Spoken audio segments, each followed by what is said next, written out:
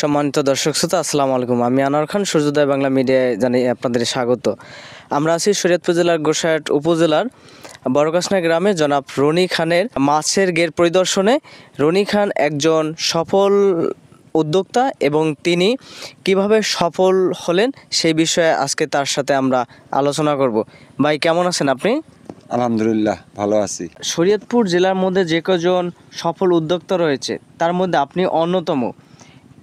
আপনার অন্যান্য ব্যবসা রেখে বর্তমানে মাছের ঘের বা কলা চাষ, পেঁপে চাষ এ ধরনের ব্যবসা ব্যাপক জনপ্রিয়। তো আপনি এই সেক্টরে আসার কারণ কি? আসলে কি এই সেক্টরে আসার কারণ একটাই, যে কৃষিকাজটা, বাংলাদেশ কৃষি প্রধান দেশ এবং এই দেশে কৃষিকাজটার উপরই মানুষের নির্ভর করা উচিত। যেহেতু আমরা গরিব রাষ্ট্র, আমাদের খাদ্য সংকট আছে, মাছের সংকট আছে, আমাদের ফলের সংকট আছে, আমরা বিভিন্ন দেশ থেকে কিনাই না খাইতে হয় আমাদের।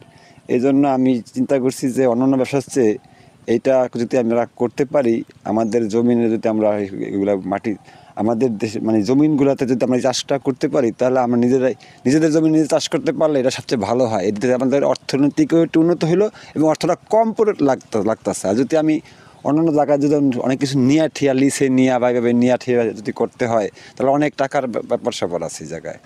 আর আসলে তো মাছ চাষের তো অনেক টাকার প্রয়োজন হয়, মাছের খাদ্যর প্রয়োজন আছে। বর্তমানে সুষম খাদ্য দিতে হয় মাছের, বিভিন্ন পদের খাদ্য কিনতে পাওয়া যায়।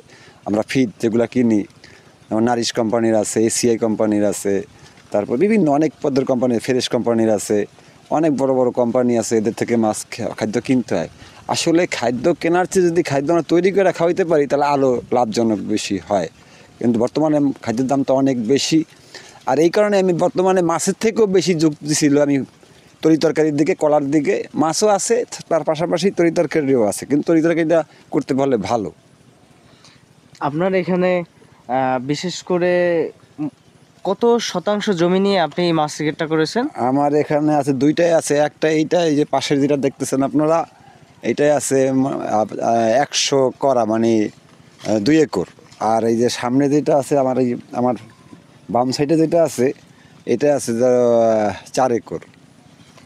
এগুলোর বাদও তো আপনার আরো ঘের আছে, সেখানে আরো ঘের কত আছে। শতাংশ বা কত একর হতে পারে সেখানে? সেখানে আছে একটাই আছে যেমন 1 একরের মতো, আর একটা আছে আধা একর, এরকম আরো মানে আরো 3টে আছে। ঠিক আছে, তবে আমার এইটাই বড়, এই দুইটাই বড়। ঠিক আছে, এখানে কলার চাষ আর পেঁপের চাষ, পাশাপাশি মাছ, এই তো এই 3টা নিয়ে আসি। আর টুকটাক তরিতরকারি হালকা পাতলা অন্যটা হয়। আপনার এখানে মোট কয়শো কলা গাছ আছে? আমার এখানে প্রায় 700 কলা গাছ আছে। 700 কলা গাছে আপনি আজকে এই কলা ব্যবসার সাথে বা কলা চাষের সাথে কতদিন যাবত সম্পৃক্ত আপনি? আমি কলা চাষের সাথে এই 1 বছর যাবত সম্পৃক্ত, মানে 2 বছর হয়ে গেছে গা, কিন্তু আমি ফসল পাইছি 1 বছর, আর দ্বিতীয় ফসল এই সামনে পাইতেছি আমি।